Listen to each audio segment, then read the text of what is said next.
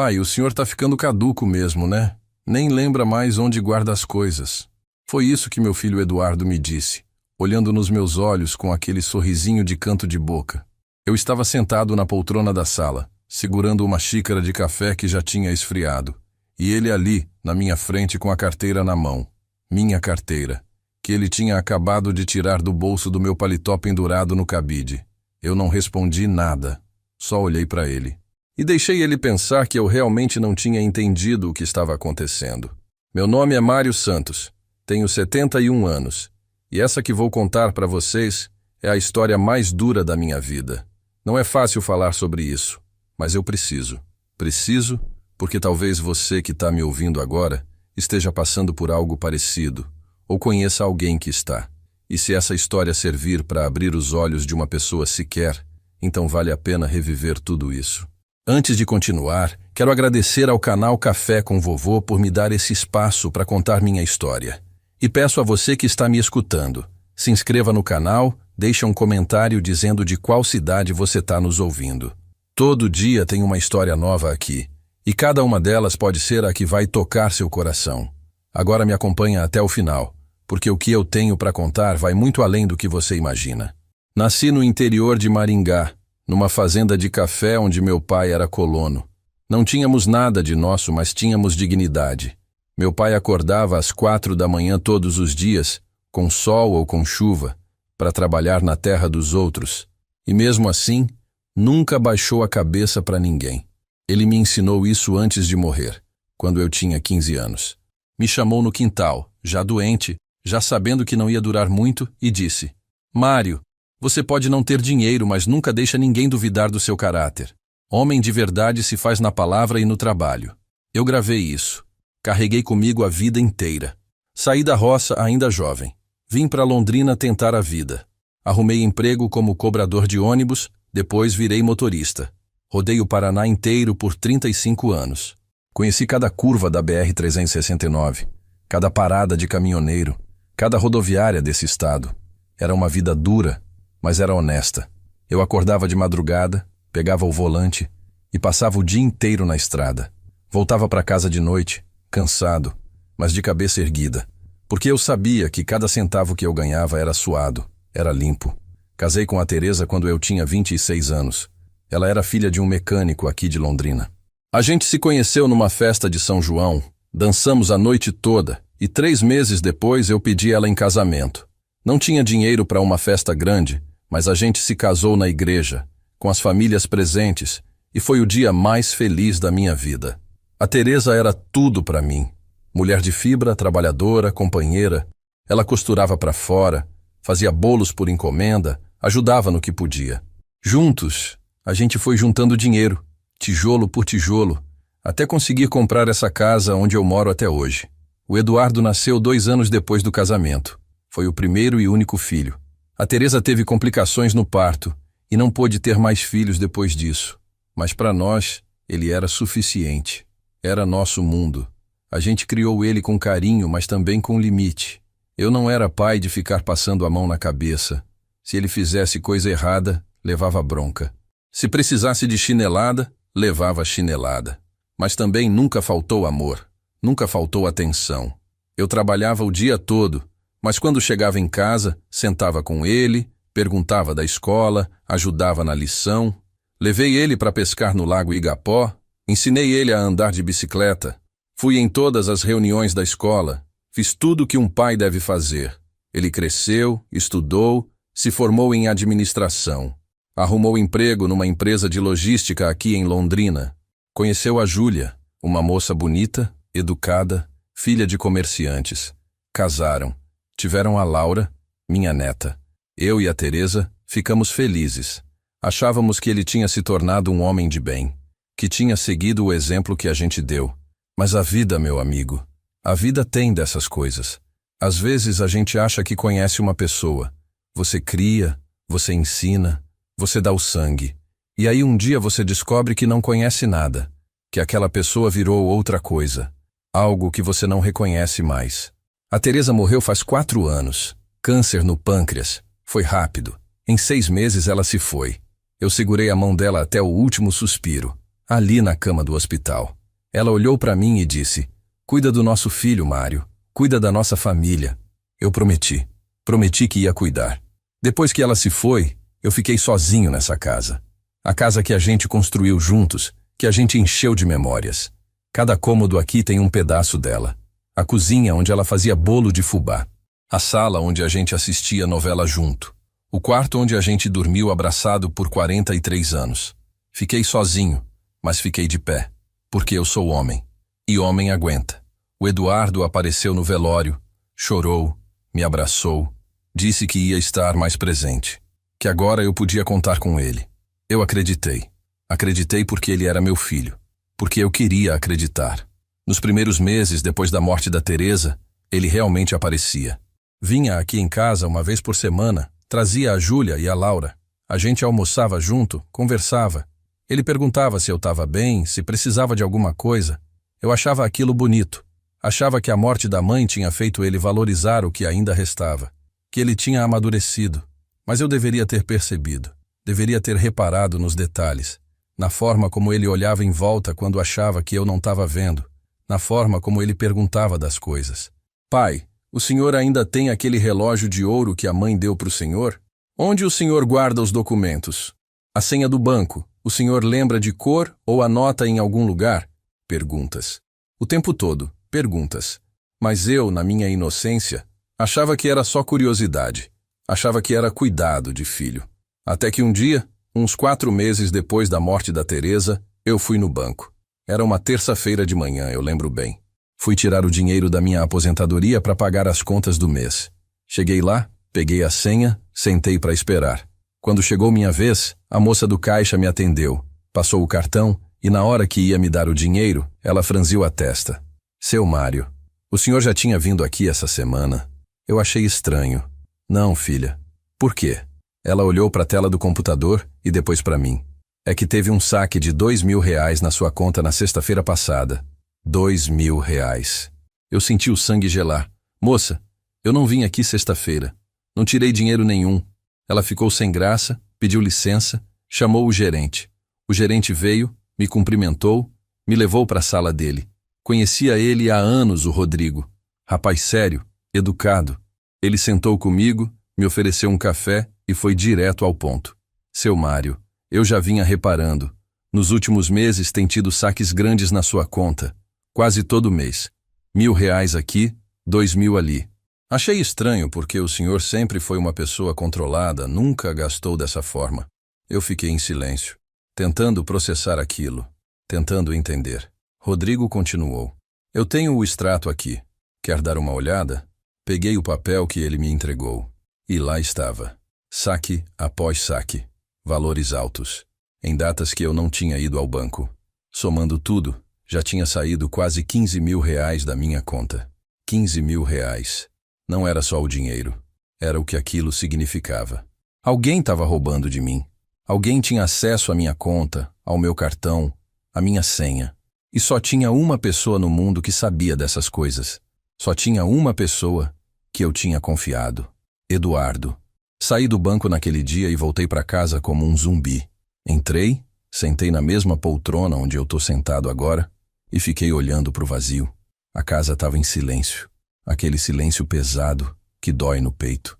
E eu pensei na Teresa. Pensei em tudo que a gente construiu. Pensei no menino que a gente criou. E não conseguia acreditar que ele fosse capaz disso. Mas era. Ele era. E foi naquele momento, sentado sozinho na minha sala, que eu tomei uma decisão. Uma decisão que ia mudar tudo. Eu não ia confrontar ele. Não ia gritar, não ia expulsar, não ia fazer escândalo. Não ainda. Porque eu sabia que se eu fizesse isso, ele ia negar. Ia dizer que eu estava ficando senil, que eu estava confundindo as coisas, que eu estava acusando ele injustamente. Eu conheço esse tipo de gente. Sempre tem uma desculpa, sempre tem uma saída. Então eu decidi outra coisa. Eu ia deixar ele continuar. Ia fingir que não percebia nada. Ia dar corda para ele se enforcar sozinho. E no final, quando ele achasse que tinha me passado para trás completamente, aí sim eu ia mostrar para ele quem era Mário Santos. Ia mostrar que motorista de ônibus aposentado também sabe jogar. E sabe ganhar. Porque uma coisa meu pai me ensinou lá na roça, e eu nunca mais esqueci. Para pegar rato esperto, você não bate de frente. Você arma a ratoeira e espera. Na segunda-feira seguinte, o Eduardo apareceu aqui em casa. Era fim de tarde, eu estava sentado no quintal regando as plantas da Teresa. Ela sempre gostou de flores, tinha rosas, violetas, até uma jabuticabeira que a gente plantou quando o Eduardo era pequeno. Eu continuava cuidando daquilo tudo, porque era uma forma de manter ela perto de mim. Cada vez que eu molhava aquelas plantas, eu lembrava dela, da risada dela, do jeito que ela cantarolava enquanto mexia na terra. O Eduardo entrou pelo portão lateral, aquele que sempre fica aberto. Não tocou a campainha. Nunca tocava. Oi, pai! Eu olhei para ele e forcei um sorriso. Oi, filho, que surpresa boa. Ele veio até onde eu estava, me deu um abraço rápido, daquele sem vontade, e olhou em volta. O senhor tá bem? Tá se alimentando direitinho? Eu assenti com a cabeça. Tô sim, filho. Tô bem. Ele ficou ali parado, meio sem jeito, como se quisesse dizer alguma coisa, mas não sabia como começar. Aí ele perguntou: pai, o senhor viu meu carregador de celular? Acho que esqueci aqui outro dia. Eu sabia que era mentira. Ele não tinha esquecido carregador nenhum, mas eu entrei no jogo dele. Carregador? Não sei, filho, não vi não, mas pode procurar aí dentro, de repente tá por aí. E ele foi. Entrou na casa, passou pela sala, pela cozinha. Eu fiquei lá fora fingindo que continuava cuidando das plantas, mas meu ouvido estava atento. Eu ouvia os passos dele, o barulho de gaveta sendo aberta, de móvel sendo mexido. Ele ficou lá dentro uns 10 minutos. Quando voltou, tinha uma expressão neutra no rosto. Não achei, pai. Deve ter ficado em outro lugar mesmo. Eu continuei fingindo inocência. É, filho. Às vezes a gente acha que deixou num lugar, mas na verdade deixou em outro. Ele concordou com a cabeça e disse que precisava ir embora, que a Júlia estava esperando ele em casa. Me deu outro abraço sem alma e foi embora. Assim que ele saiu, eu entrei na casa. Fui direto no meu quarto. Abri a gaveta da cômoda onde eu guardava uns documentos, uns papéis velhos, umas fotos. Tava tudo revirado. Não muito, não de um jeito que uma pessoa distraída fosse perceber, mas eu percebi. Porque eu sei exatamente como eu deixo as minhas coisas. Minha carteira de motorista, que eu sempre deixava em cima do envelope das contas pagas, estava embaixo. O envelope com dinheiro que eu sempre deixava no canto esquerdo da gaveta estava mais para o meio. E quando eu contei o dinheiro que tinha ali dentro, faltava R$ 200. R$ 200. Pode parecer pouco para quem tem muito, mas para mim não era sobre o valor. Era sobre o ato. Era sobre olhar nos meus olhos, me abraçar e logo depois enfiar a mão no que era meu, como se eu fosse um trouxa, como se eu não merecesse nem respeito. Sentei na beirada da cama e respirei fundo. Aquilo doía. Doía de um jeito que eu não sei explicar. Não era dor física, era algo muito pior. Era a dor de perceber que o filho que você criou, que você amou, que você deu tudo, te vê como uma coisa, não como um pai, não como uma pessoa, mas como uma coisa da qual ele pode tirar vantagem. Mas eu não podia fraquejar. Não agora. Tinha tomado uma decisão e ia levar até o fim. Então levantei, guardei o dinheiro que sobrou, fechei a gaveta e fui fazer o que precisava ser feito. Fui começar a representar o meu papel. Nos dias seguintes, sempre que o Eduardo aparecia, eu encenava pequenas confusões. Chamava ele pelo nome errado. Oi, Medu. Quer dizer, Carlos. Não, Eduardo. Desculpa, filho, tô meio confuso hoje. Ele olhava para mim com aquela expressão. Metade preocupação, metade satisfação. Como se parte dele realmente se importasse, mas a outra parte, a parte podre, ficasse feliz com aquilo. Feliz porque um pai com a cabeça fraca é mais fácil de enganar. Comecei a esquecer onde colocava as coisas. Na frente dele. De propósito. Cadê minha chave? Eu deixei aqui em cima da mesa, tenho certeza. E ia procurar, revirava tudo, até ele me ajudar a achar. A chave estava sempre no mesmo lugar de sempre. Mas eu fingia surpresa. Ah, estava aqui. Que cabeça minha, né? E ele concordava. É, pai, o senhor precisa prestar mais atenção. Eu via nos olhos dele aquele brilho, aquela certeza crescendo, a certeza de que o velho estava perdendo a cabeça de verdade. Uma tarde ele trouxe a Júlia e a Laura. Era sábado, lembro bem. A Laura veio correndo me abraçar. Vovô. Eu peguei ela no colo, mesmo com a coluna reclamando, e dei um beijo na testa dela. Aquela menina era a única coisa pura que restava naquela família. Ela não tinha culpa de nada, não sabia de nada, ainda olhava para mim com amor de verdade. Fizemos um almoço. A Júlia trouxe uma lasanha pronta. Só esquentou aqui. A gente sentou na mesa, comeu, conversou. A Laura contava sobre a escola, sobre as amigas, sobre um desenho que ela estava fazendo. Eu prestava atenção em cada palavra dela, porque aquilo era real. O resto, o Eduardo e a Júlia sentados ali do outro lado da mesa, trocando olhares. Aquilo era teatro. O meu e o deles. No meio do almoço, eu levantei para pegar mais suco na geladeira. Quando voltei, tropecei de propósito no tapete da sala. Não cai, só desequilibrei. Mas fiz questão de parecer assustado. Eita, quase que eu caio. Eduardo e Júlia se entreolharam. Pai, o senhor precisa tomar mais cuidado. Esses tapetes são perigosos. Eu concordei. É, filho, é a idade. A gente vai ficando mais desajeitado.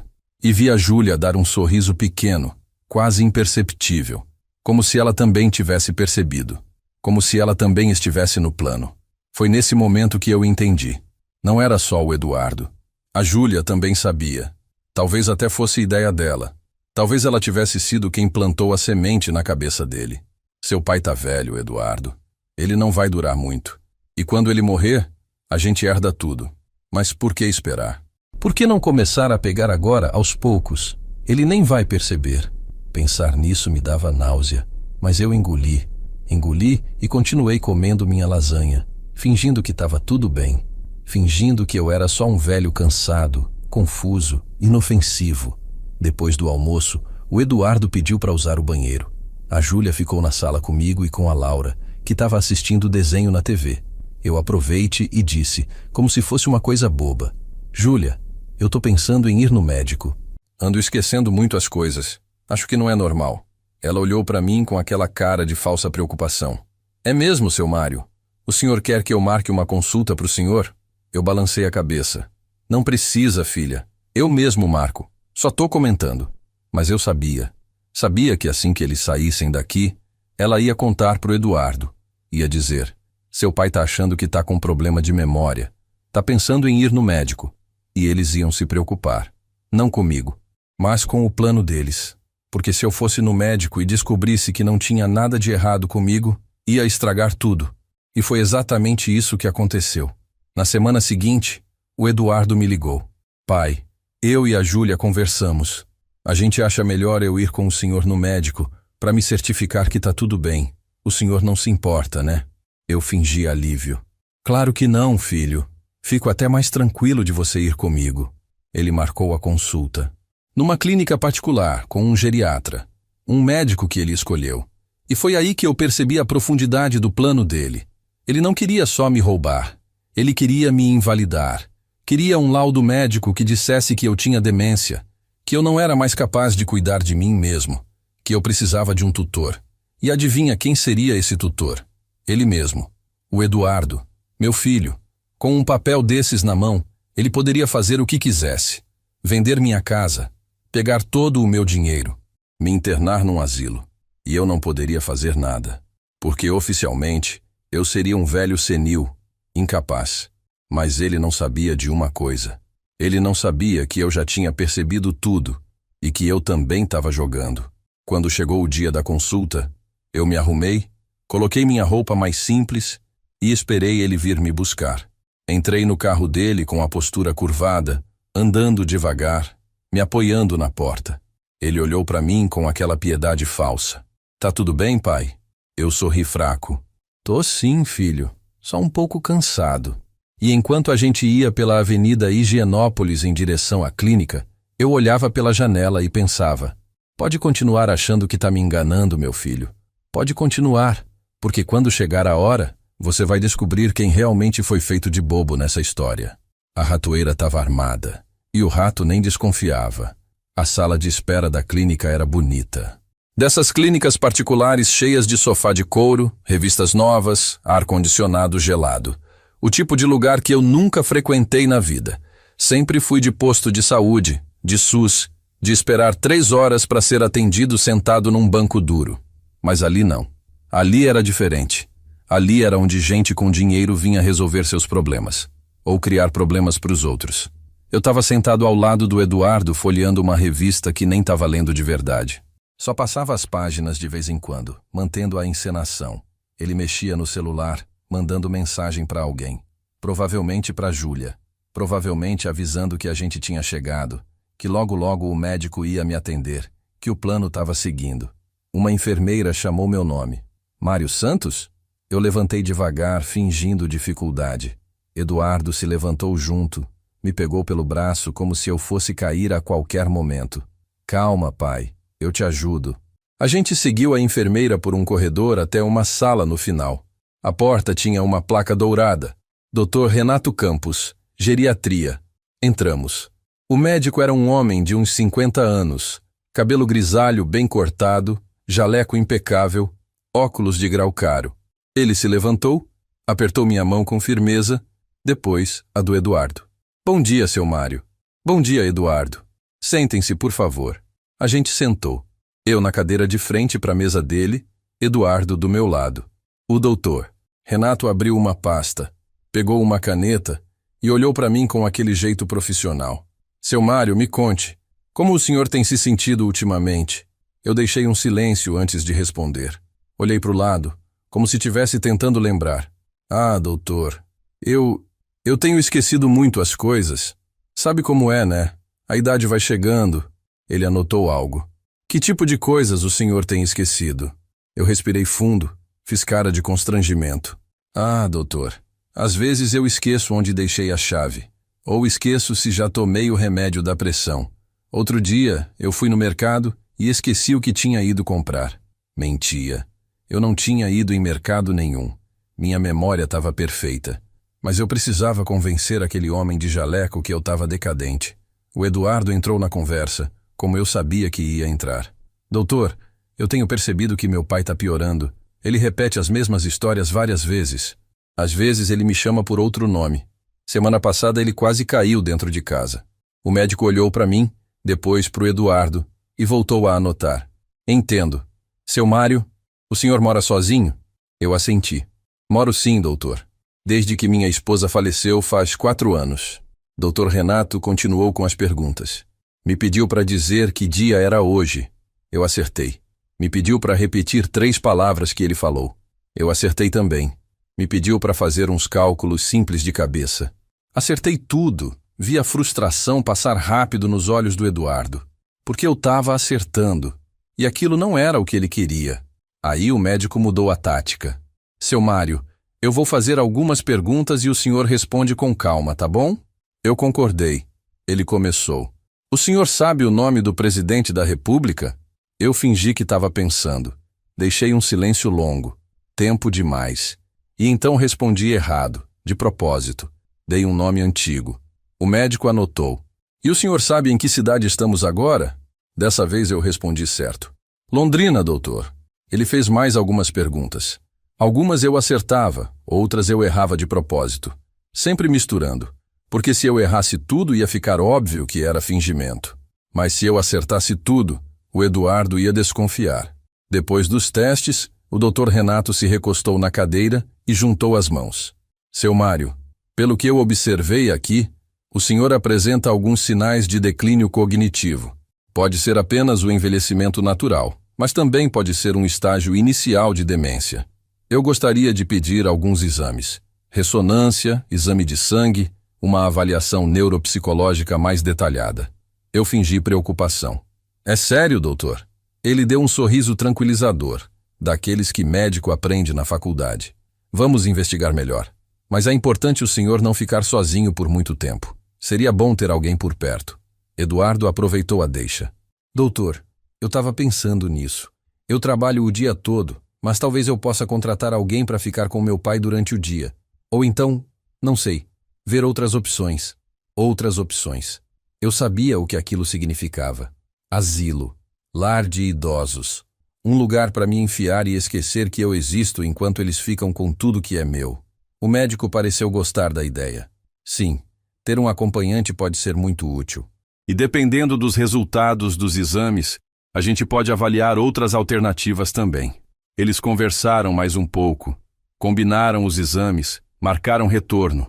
Eu fiquei ali sentado, fingindo que estava ausente, mas captando cada palavra, cada entonação, cada segundo daquela farsa. Quando a gente saiu do consultório, Eduardo estava satisfeito. Eu via na postura dele, na forma como ele andava. Ele acreditava que tinha dado o primeiro passo para me tirar do caminho. Me pegou pelo braço de novo, me levou até o carro, abriu a porta para mim como se eu fosse uma criança. "O senhor tá bem, pai?" Eu olhei para ele com olhos cansados. "Tô, filho. Só um pouco preocupado com o que o doutor disse." Ele deu aquele sorriso falso. "Fica tranquilo, pai. A gente vai cuidar do senhor. Pode deixar comigo." Cuidar. Que palavra bonita. Que palavra mentirosa.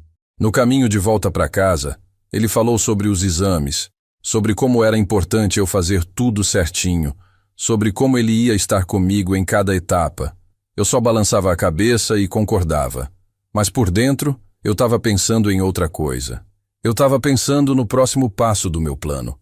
Porque enquanto ele achava que estava me encurralando, eu estava fazendo exatamente o oposto. Eu estava juntando provas, estava documentando tudo. Cada visita dele, cada dinheiro que sumia, cada olhar, cada palavra. Eu tinha começado a anotar num caderno velho que eu guardava embaixo do colchão. Anotava as datas, os valores, as situações. E mais do que isso, eu tinha instalado uma coisa que o Eduardo nunca ia imaginar que um velho motorista de ônibus aposentado saberia instalar: câmeras. 3 semanas antes, eu tinha ido numa loja de eletrônicos no centro.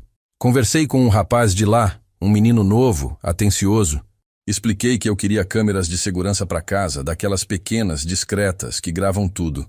Ele me mostrou uns modelos, explicou como funcionava. Eu comprei 3. Paguei em dinheiro. Dinheiro que eu tinha guardado num lugar que o Eduardo nunca ia achar. O rapaz se ofereceu para instalar, mas eu disse que não precisava, que eu mesmo ia dar um jeito. E dei. Passei uma tarde inteira estudando o manual, vendo vídeo no YouTube, até entender como aquilo funcionava. Instalei uma câmera na sala, disfarçada atrás de um porta-retrato, outra no corredor em cima de um armário, e a terceira no meu quarto, escondida dentro de um relógio de parede que não funcionava mais. Todas gravando, todas registrando cada movimento do meu filho dentro da minha casa.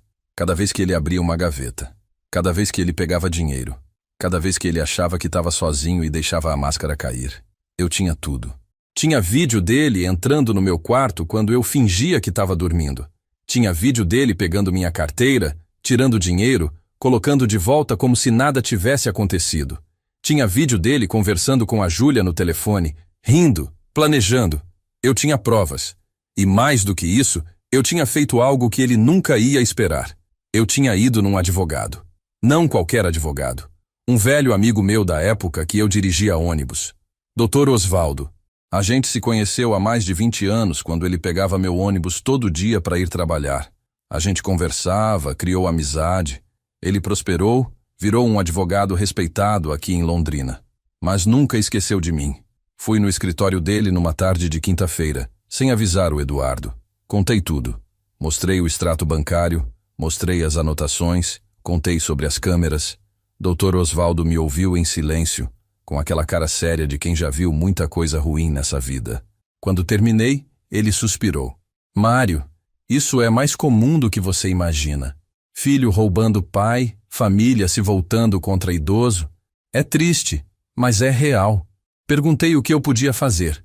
Ele explicou. Me falou sobre as opções legais, sobre como eu podia me proteger, sobre como eu podia reverter a situação. E, principalmente, me disse uma coisa que ficou martelando na minha cabeça. "Mário, você tem direito de fazer justiça. E você vai fazer. Mas precisa ser no momento certo. Precisa ter prova suficiente. E pela forma como você está conduzindo isso, você está no caminho certo." Saí de lá com um plano. Um plano real. Não era mais só eu fingindo demência. Era algo maior. Era um contra-ataque. E quando chegasse a hora de dar o bote, o Eduardo não ia ter para onde correr. Quando a gente chegou em casa naquele dia, depois da consulta, ele me deixou na porta. "Precisa de alguma coisa, pai?" Eu neguei com a cabeça. "Não, filho. Tô bem. Obrigado por ter ido comigo." Ele sorriu. Aquele sorriso nojento. "Por nada, pai. Qualquer coisa me liga." e foi embora. Entrei em casa, fechei a porta e respirei fundo. Fui até o quarto, sentei na cama e olhei para o relógio de parede onde a câmera estava escondida. Olhei direto para a lente e pensei: pode vir, meu filho, pode continuar, porque cada passo que você dá, eu tô gravando. E quando chegar a hora, você vai pagar por tudo. A ratoeira não estava mais sendo armada. Ela já estava pronta. Só faltava o rato dar o último passo. E ele ia dar. Eu tinha certeza. Passou uma semana da consulta.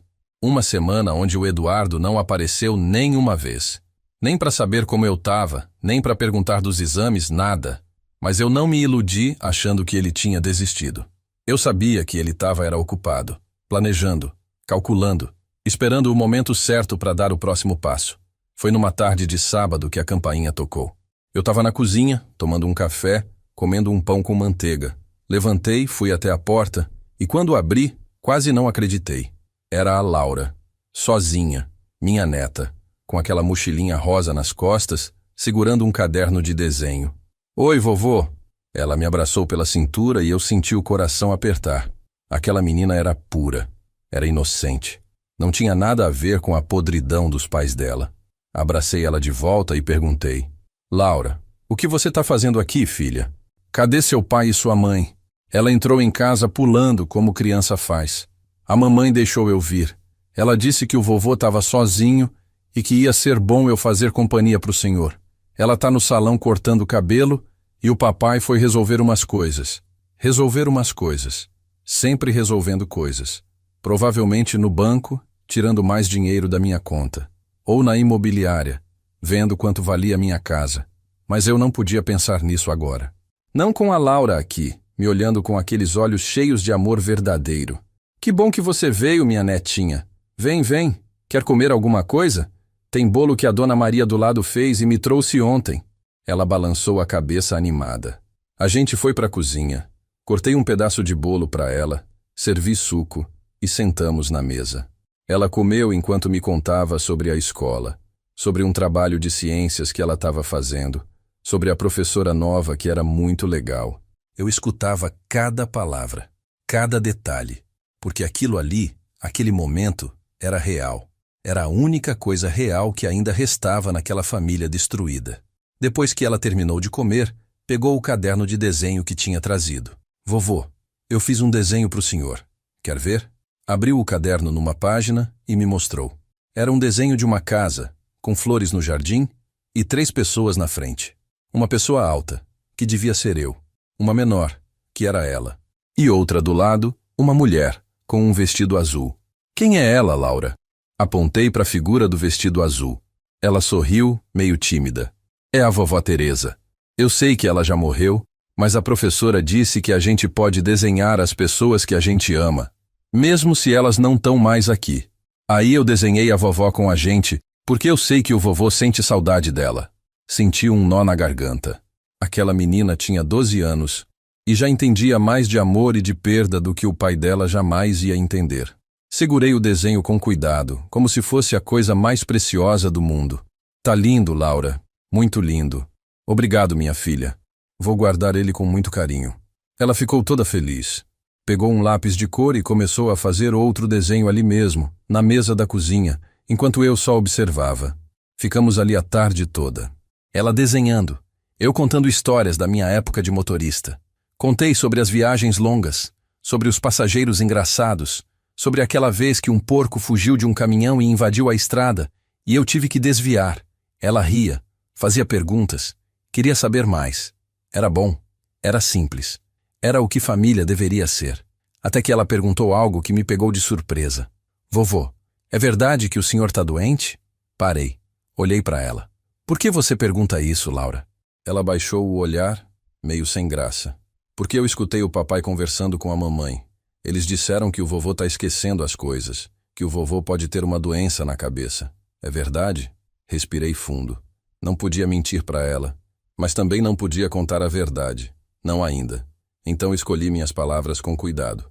Olha, Laura, às vezes a gente fica velho e a memória não é mais a mesma. Mas isso não quer dizer que eu tô doente de verdade. Às vezes eu esqueço uma coisinha aqui, outra ali, mas eu tô bem. Tô bem de verdade. Ela me olhou séria, com aquela seriedade que criança tem quando sabe que algo está errado, mas não consegue entender o quê. O vovô não vai morrer, né? A voz dela tremeu um pouco, e eu senti uma dor no peito que era quase física. Levantei da cadeira, fui até onde ela estava sentada, ajoelhei do lado dela e segurei a mãozinha dela nas minhas. Não, minha filha, não vou morrer. Ainda vou ficar aqui muito tempo. Vou ver você crescer, terminar a escola, virar uma moça linda. Pode acreditar no vovô. Ela me abraçou, e naquele abraço eu senti todo o peso do que eu estava fazendo, do plano, da vingança, da necessidade de fazer justiça, porque não era só por mim, era por ela também. Era para que ela não crescesse achando que era normal roubar, trair, mentir. Era para que ela tivesse pelo menos uma referência de que existe limite, de que existe consequência. A Júlia veio buscar ela umas 2 horas depois. Tocou a campainha, entrou, veio com aquele sorriso falso de sempre. Laura, vamos, filha. Tá na hora de ir para casa. A menina juntou os desenhos dela, me deu um beijo no rosto e foi embora acenando.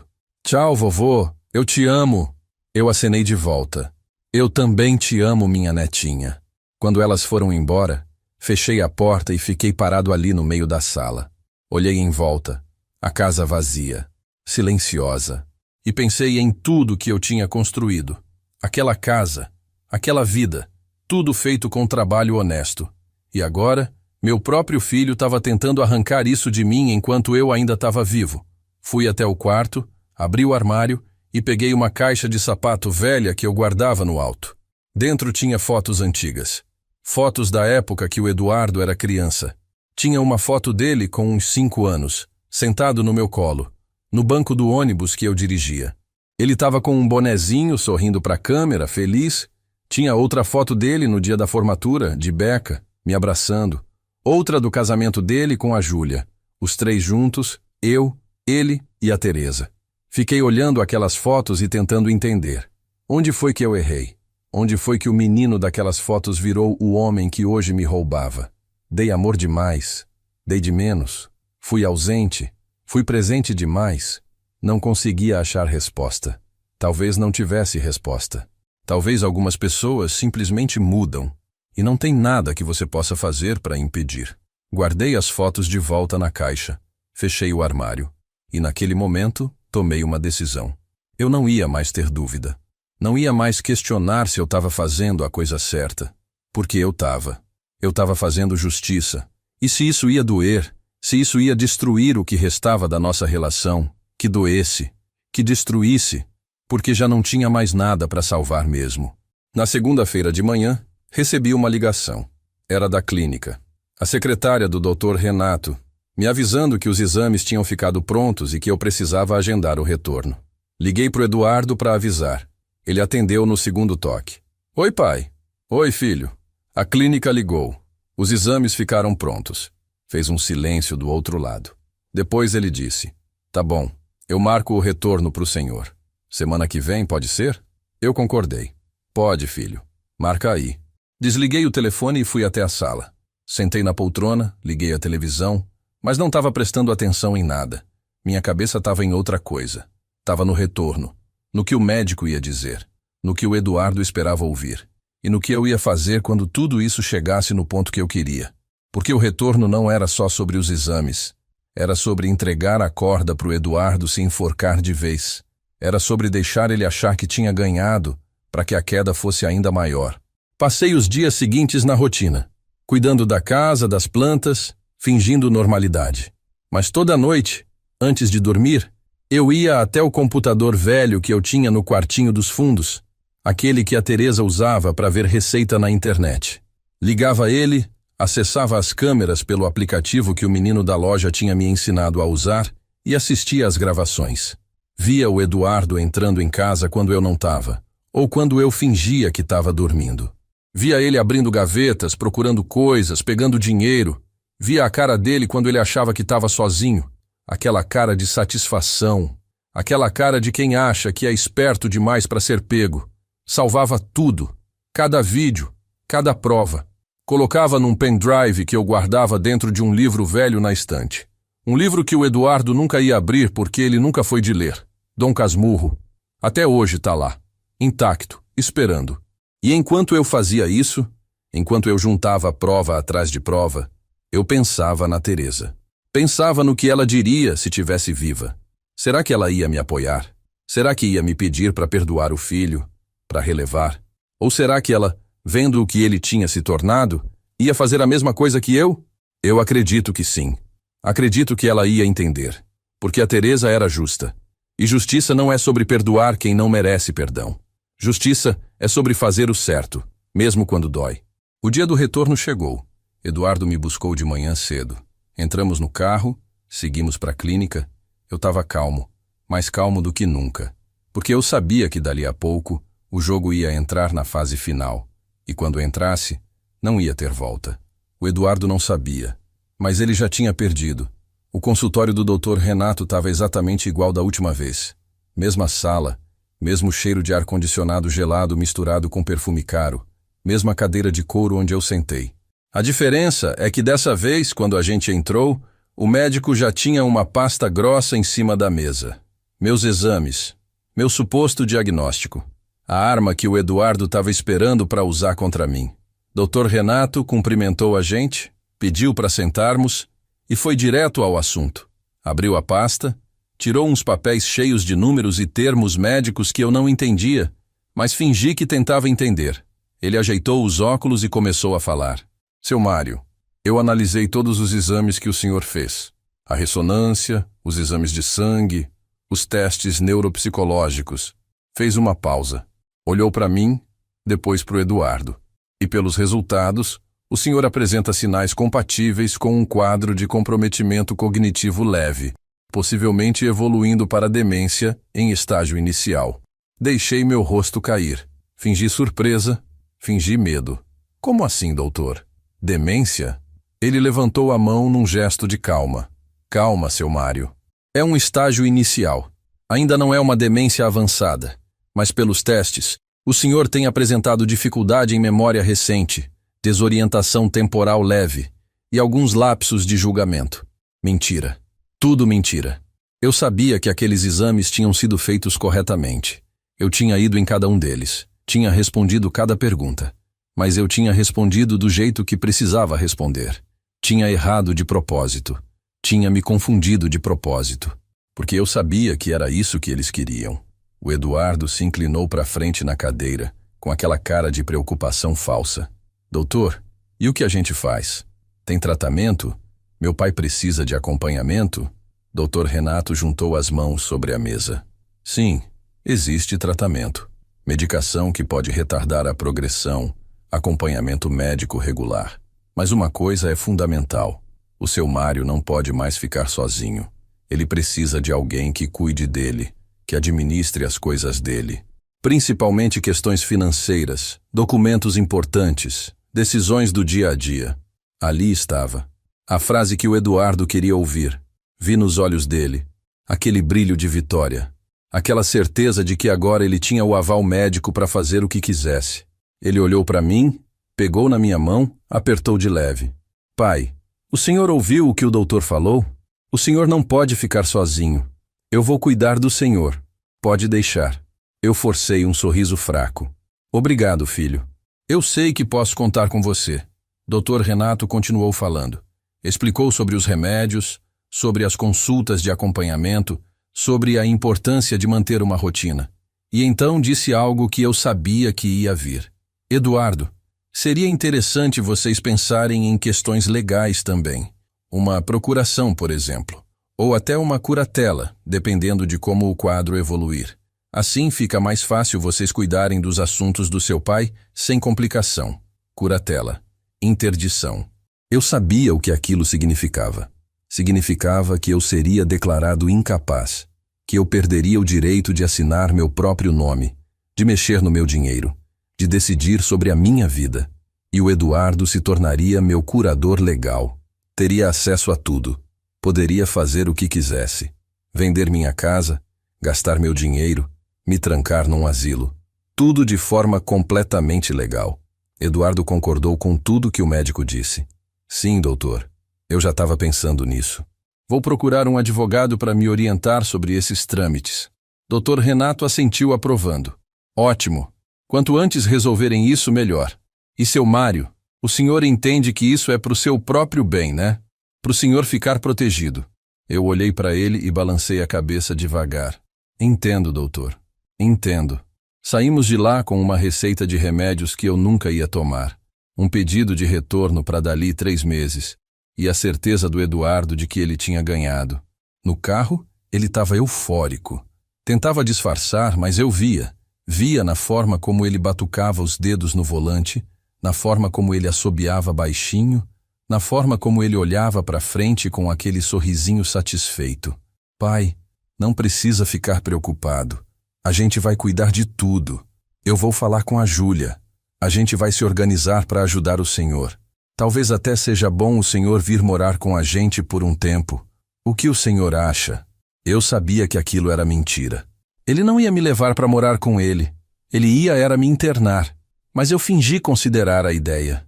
Não sei, filho. Eu gosto da minha casa, mas a gente pode pensar nisso. Quando a gente chegou em casa, ele me acompanhou até a porta. Esperou eu abrir, entrou comigo. Pai, o senhor tem todos os documentos aqui guardados? Certidão de nascimento, RG, CPF, escritura da casa, essas coisas? Eu apontei para o armário da sala. Tem tudo ali, filho. Na gaveta de cima. Ele foi até lá, abriu a gaveta, começou a mexer. O senhor não se importa se eu levar alguns para organizar, né? Para facilitar quando a gente for no advogado. Eu fingi hesitação. Mas, filho, eu preciso desses documentos. Ele me olhou com aquela paciência falsa. Eu sei, pai, mas é só para eu organizar. Eu devolvo depois. Confia em mim. Confiar. Que piada. Deixei ele pegar. Vi ele colocando minha certidão de nascimento, meu RG, meu CPF, a escritura da casa, tudo dentro de uma pasta. Meus documentos, minha identidade, minha vida em papel. Ele estava levando tudo, mas eu deixei, porque eu sabia que aquilo era parte do plano dele. E quanto mais ele avançasse, mais fundo ele cavava a própria cova. Depois que ele foi embora, tranquei a porta, fui até o quarto, liguei o computador. Acessei as câmeras, voltei à gravação para ver tudo o que tinha acontecido enquanto eu estava fingindo não prestar atenção. Vi ele pegando os documentos. Vi a cara dele, a satisfação, a ganância. Salvei tudo. Mais uma prova. Naquela noite, não consegui dormir direito. Fiquei deitado na cama, olhando para o teto, pensando em como as coisas tinham chegado até ali. Pensando que dali algumas semanas, talvez alguns dias, o Eduardo ia aparecer aqui com um papel de curatela e ia tentar me tirar tudo. Mas o que ele não sabia é que eu já tinha dado o meu próprio passo. 2 semanas antes, eu tinha voltado no escritório do Dr. Osvaldo. Tinha levado todas as provas. Os vídeos, os extratos bancários, as anotações. Ele tinha olhado tudo com atenção e tinha me dito: Mário, isso aqui é mais do que suficiente. Você tem provas concretas de apropriação indébita, estelionato, possivelmente até fraude. O que seu filho está fazendo é crime. E com essas provas, a gente consegue não só impedir a curatela, como pode processar ele criminalmente. Criminalmente. A palavra ficou ecoando na minha cabeça. Meu filho, meu próprio filho, podendo ser preso por me roubar. Era surreal. Era triste. Mas era justo. Dr. Osvaldo tinha me orientado a fazer algo. Tinha me pedido para fazer uma avaliação particular, com outro médico, um que não tivesse ligação nenhuma com o Eduardo. Um médico de verdade, não um que tivesse interesse em me declarar incapaz. Eu fiz. Fui num neurologista que ele me indicou, o Dr. Fernando, um homem sério, mais velho, experiente. Contei para ele a situação. Não menti. Expliquei que eu estava fingindo demência. Expliquei o porquê. Ele me ouviu, fez uma avaliação completa, séria, detalhada, e no final me deu um laudo limpo, um laudo dizendo que eu não tinha demência nenhuma, que eu estava em pleno uso das minhas faculdades mentais, que eu era completamente capaz. Guardei aquele laudo como se fosse ouro, porque ele era a minha garantia. Era a prova de que eu não era um velho senil sendo manipulado. Era a prova de que eu era um homem consciente, fazendo uma escolha, a escolha de desmascarar meu filho. Nos dias que se seguiram, o Eduardo começou a aparecer mais vezes, sempre com desculpa. Vim trazer um remédio para a pressão do senhor. Vim ver se o senhor está se alimentando direito. Mas eu via ele olhando para os cantos, calculando, avaliando, olhando para casa como se já fosse dele, como se eu já tivesse morrido e ele já tivesse herdado tudo. Uma tarde, ele chegou aqui com um papel na mão, sentou comigo na sala, botou o papel na mesinha de centro. Pai, eu trouxe uma procuração aqui. É só para facilitar as coisas. Pro caso de o senhor precisar de alguma coisa e não conseguir resolver sozinho, eu posso resolver pelo senhor. Uma procuração. Pegue a caneta que ele me ofereceu, olhei para o papel. Li rápido. Era uma procuração ampla, irrevogável, com poderes para tudo. Vender imóvel, movimentar conta, fazer empréstimo. Tudo. Olhei para ele. Filho, isso aqui dá muito poder para você. Eu não sei se é uma boa ideia. Ele fez aquela cara de ofendido. Pai, é só uma segurança. Eu não vou usar para nada de ruim. É só para ajudar o senhor. O senhor não confia em mim? Deixei um silêncio. E então, com a mão tremendo de propósito, assinei. Assinei aquele papel. Dei a ele exatamente o que ele queria. Ele pegou o papel, dobrou, guardou no bolso. Sorriu. Me deu um abraço. Obrigado, pai. O senhor vai ver. Vai ficar tudo mais fácil agora. Mais fácil. Mais fácil para ele me destruir. Mas o que ele não sabia é que aquela assinatura não valia nada. Porque antes de ele chegar aqui com aquele papel, eu já tinha ido num cartório diferente, com o Dr. Osvaldo, e tinha feito outra procuração. Uma procuração revogando qualquer procuração futura que eu viesse a assinar. E tinha registrado ela, com data e hora, anterior à procuração do Eduardo. A procuração que ele tinha no bolso era um pedaço de papel sem valor, mas ele ia descobrir isso só quando tentasse usar. E quando tentasse, ia ser tarde demais, porque o golpe que ele não via vindo já estava pronto, e ia cair em cima dele com força total. Eu tinha jogado o jogo dele, tinha fingido ser a vítima, mas agora o jogo tinha mudado, e eu não era mais a presa. Eu era o caçador, e meu filho, meu próprio filho, era a caça. A justiça estava vindo.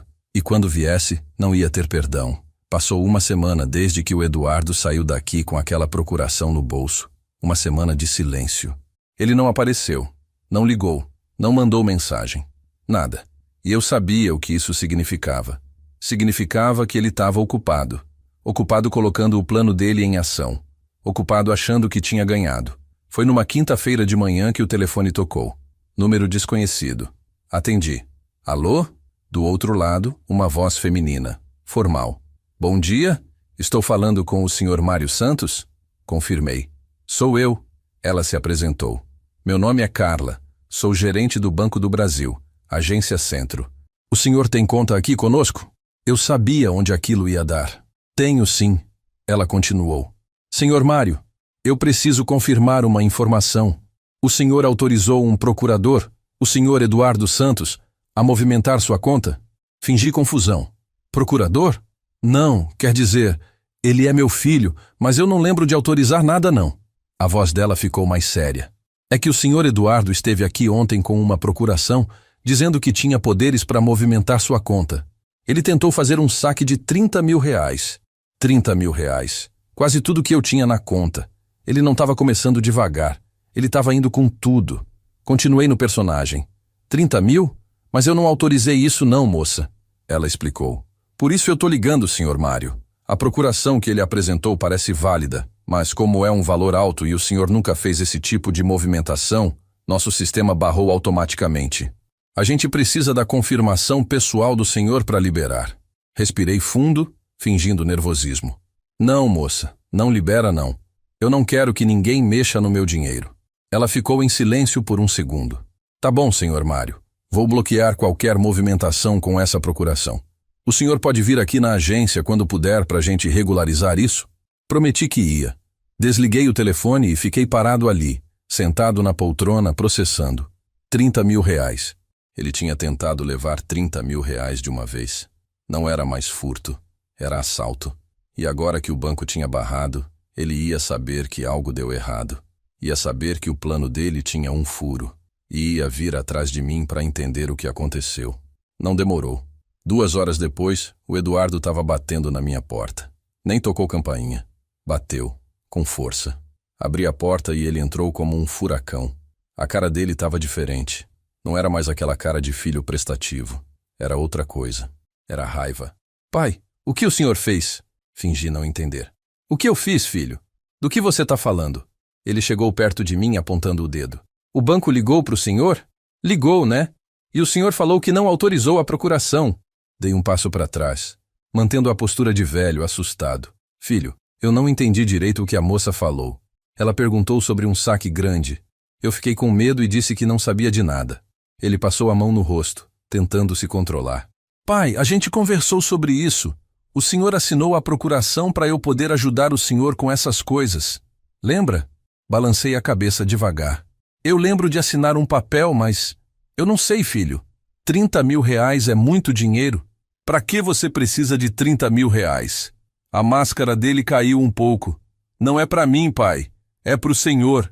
Eu ia investir esse dinheiro numa coisa melhor, render mais. O senhor sabe que deixar dinheiro parado na conta não é bom. Mentira. Mentira descarada. Ele ia pegar aquele dinheiro e nunca mais eu ia ver. Filho, eu não quero investir em nada. Eu quero meu dinheiro onde está. Ele respirou fundo, tentou mudar a estratégia, suavizou o tom. Tá bom, pai. Tudo bem. Mas então o senhor precisa ir no banco comigo amanhã para a gente resolver isso. Para a gente explicar que a procuração é válida, que foi só um mal-entendido. Concordei. Tá bom, filho. A gente vai amanhã. Ele ficou me olhando por mais um tempo, como se tivesse tentando ler meus pensamentos. Depois foi embora. Mas antes de sair, ele parou na porta e virou para mim. Pai, o senhor confia em mim, né? Olhei nos olhos dele. Aqueles olhos que eu conhecia desde que eram olhos de criança. E menti. Confio, filho. Confio. Assim que ele saiu, tranquei a porta e fui direto ligar para o Dr. Osvaldo. Contei tudo. Ele me orientou. Mário, não vá no banco com ele amanhã. Vai sozinho. Hoje mesmo se der. E leva a procuração que você fez comigo, a que revoga qualquer outra. Apresenta ela para o gerente e pede para bloquear definitivamente qualquer movimentação que não seja feita por você pessoalmente. Era exatamente o que eu ia fazer. Naquela tarde mesmo, peguei um táxi e fui no banco. Pedi para falar com o gerente, o Rodrigo, aquele que já me conhecia há anos. Expliquei a situação. Toda ela. Mostrei a procuração que eu tinha feito antes, a que invalidava a do Eduardo. Mostrei os extratos com os saques que eu não tinha autorizado. Ele olhou tudo, sério, preocupado. Seu Mário, isso é grave. O senhor quer registrar um boletim de ocorrência? Eu disse que ainda não, que eu estava resolvendo isso do meu jeito. Ele entendeu. Bloqueou tudo. Colocou uma senha extra na minha conta. Garantiu que ninguém, absolutamente ninguém, ia conseguir tirar um centavo sem eu estar presente e sem a senha. Voltei para casa aliviado. Pelo menos meu dinheiro estava protegido agora. Mas eu sabia que aquilo ia deixar o Eduardo desesperado. E pessoa desesperada faz coisa desesperada. Naquela noite, eu não conseguia parar de pensar. Pensar em como tudo tinha chegado até ali. Pensar em que tipo de homem meu filho tinha se tornado. Fui até a cozinha, fiz um café, sentei na mesa onde eu e a Teresa tomávamos café da manhã juntos todos os dias por mais de 40 anos. E senti falta dela. Senti falta de ter alguém para dividir aquele peso. Alguém para me dizer se eu estava fazendo a coisa certa.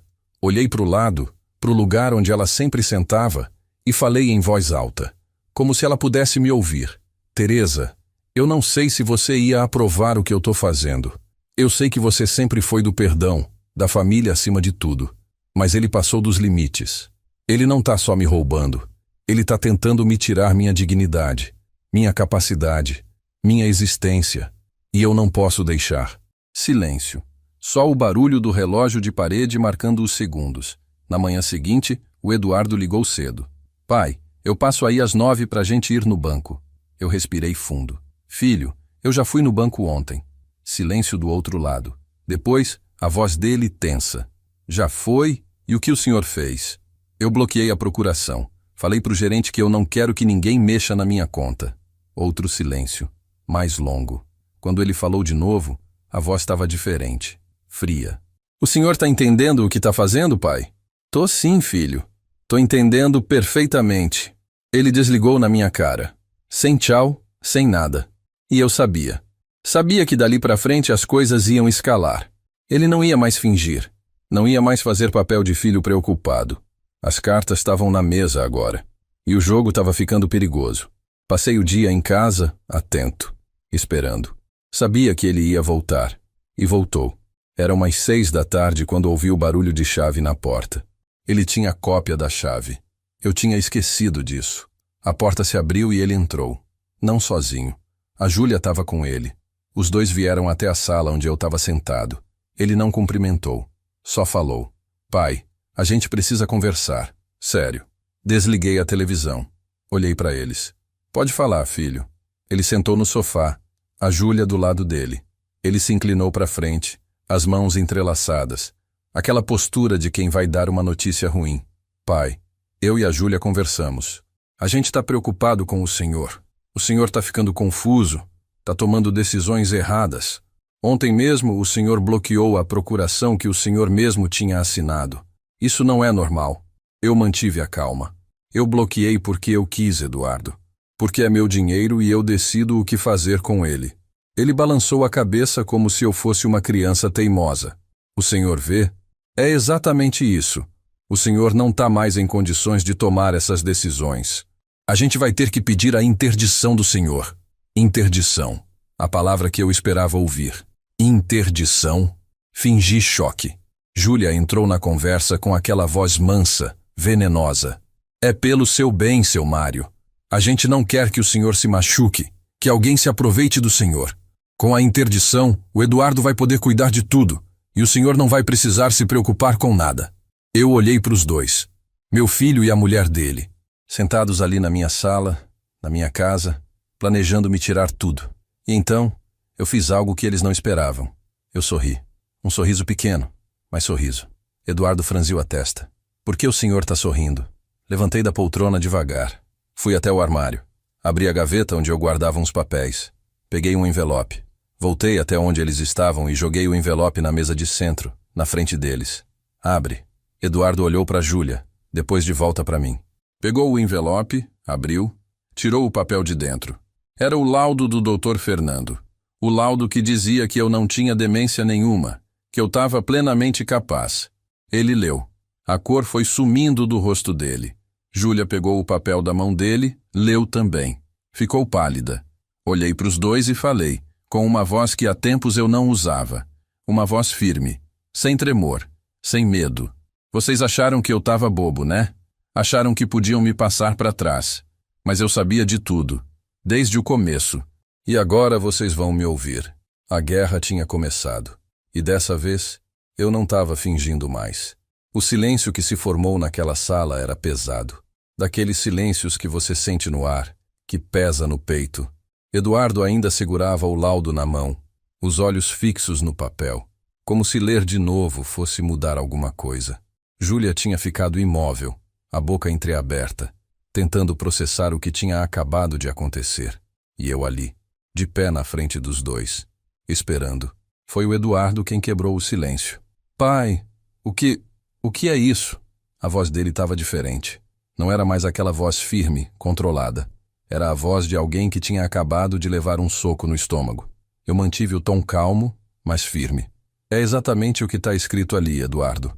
Um laudo médico, de um neurologista de verdade, que comprova que eu não tenho demência nenhuma, que eu estou em pleno uso das minhas faculdades mentais. Júlia foi a primeira a tentar se recuperar. Mas e o Dr. Renato? E os exames? Ele disse que o senhor tinha demência. Eu sorri de novo. Aquele sorriso sem alegria. Eu fingi, Júlia. Fingi nos testes. Fingi nas consultas. Respondi errado de propósito. Me confundi de propósito. Porque eu precisava saber até onde vocês eram capazes de ir. Eduardo se levantou, deixou o papel cair no chão.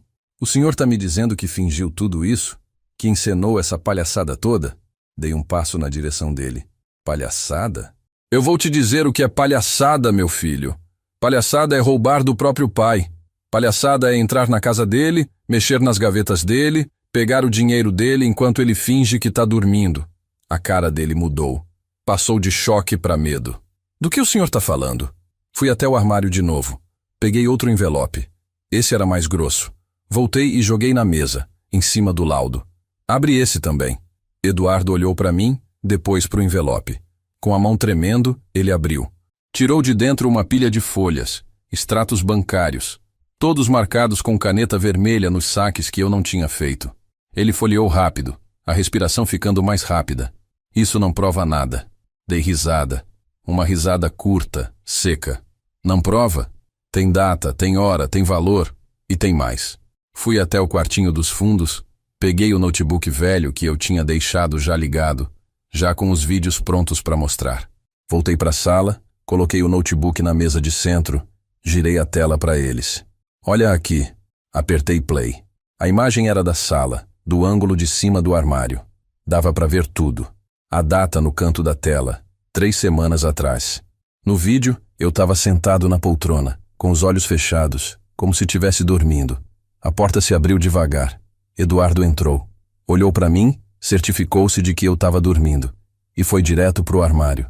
Abriu a gaveta, pegou minha carteira, tirou o dinheiro de dentro, contou, colocou no bolso. Fechou a gaveta, deu mais uma olhada para mim e saiu.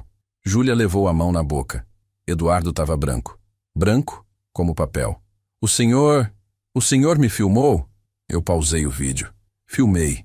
Tenho câmeras em 3 lugares da casa. E tenho horas de gravação de você entrando aqui, mexendo nas minhas coisas, pegando meu dinheiro. Tenho tudo, Eduardo. Cada centavo que você roubou, cada vez que você me olhou nos olhos e mentiu. Ele sentou de novo no sofá, a cabeça baixa, as mãos tapando o rosto. Júlia tentou argumentar. Seu Mário, o senhor não entende. A gente estava fazendo isso pelo senhor, para proteger o dinheiro do senhor. Eu virei para ela e pela primeira vez deixei a raiva aparecer. Proteger? Proteger pegando 30 mil reais de uma vez? Proteger levando meus documentos? Proteger tentando me internar? Ela ficou sem resposta. Eduardo tirou as mãos do rosto. Os olhos dele estavam vermelhos, mas não era de choro, era de raiva. O senhor montou tudo isso? Encenou essa farsa toda só para me pegar? Eu me abaixei, fiquei na altura dele. Não, Eduardo. Eu montei isso tudo para ver se você ainda tinha alguma coisa de homem dentro de você. Para ver se em algum momento você ia parar e pensar: que eu tô fazendo? Esse é meu pai. Mas você não parou. Você foi até o fim. E agora você vai pagar. Ele deu uma risada amarga. Pagar? O senhor vai fazer o quê? Me denunciar? Eu sou seu filho, pai. Seu único filho. O senhor vai mesmo fazer isso? Olhei para ele, bem nos olhos. Você deixou de ser meu filho no dia que decidiu me roubar. No dia que me olhou como se eu fosse uma coisa, não uma pessoa. Então sim, Eduardo, eu vou fazer. Júlia se levantou nervosa. Seu Mário, vamos conversar com calma. A gente pode resolver isso. A gente pode devolver o dinheiro. Pode pedir desculpas. Eu balancei a cabeça. Não é sobre dinheiro, Júlia. Nunca foi. É sobre respeito. É sobre dignidade. Vocês pisotearam isso. E não tem desculpa que apague o que vocês fizeram. Eduardo se levantou também. Pegou o celular do bolso. Eu não vou aceitar isso. Eu vou processar o senhor. Vou dizer que o senhor tá louco, que forjou essas provas, que... Eu o interrompi. Vai tentar. Pode tentar. Mas eu tenho advogado. Tenho provas. Tenho laudo médico. Tenho tudo documentado, registrado, testemunhado. Você não tem nada. Só tem culpa. Ele me encarou por um longo momento. E então disse algo que eu nunca vou esquecer. Eu te odeio. 3 palavras. Simples, diretas. E dolorosas como uma facada. Mas eu não deixei transparecer. Mantive a postura. Eu sei. E eu aceito isso. Porque eu prefiro ser odiado por fazer o certo do que ser enganado por ser fraco. Júlia puxou Eduardo pelo braço. Vamos embora, Eduardo. Vamos. Eles se viraram para sair. Mas antes de chegar na porta, eu falei mais uma coisa. Eduardo. Ele parou, mas não virou. Você tem até sexta-feira para devolver todo o dinheiro que tirou da minha conta. Eu somei tudo. Dá 27 mil reais. Se até sexta-feira esse dinheiro não tiver de volta na minha conta, eu vou na delegacia na segunda de manhã e registro o boletim de ocorrência, com todas as provas. E aí não vai ter volta. Ele não respondeu. Só saiu, batendo a porta. O barulho ecoou pela casa vazia. E eu fiquei ali, sozinho de novo, no meio da sala. Sentei na poltrona, coloquei as mãos no rosto E pela primeira vez em meses, eu deixei as lágrimas saírem. Não era lágrima de fraqueza, era lágrima de dor. A dor de um pai que tinha acabado de confrontar o filho. A dor de perceber que não tinha mais volta, que a relação que eu tinha tentado salvar por tanto tempo já estava morta. Chorei ali, sozinho, em silêncio, pelo filho que eu tinha perdido. Não para a morte, mas para a ganância. Quando as lágrimas secaram, levantei, fui até a cozinha, lavei o rosto, olhei no espelho do banheiro. Vi um homem velho, cansado, mas ainda de pé, ainda lutando. E pensei, Teresa, eu fiz o que tinha que fazer. Espero que você entenda. Naquela noite não consegui dormir.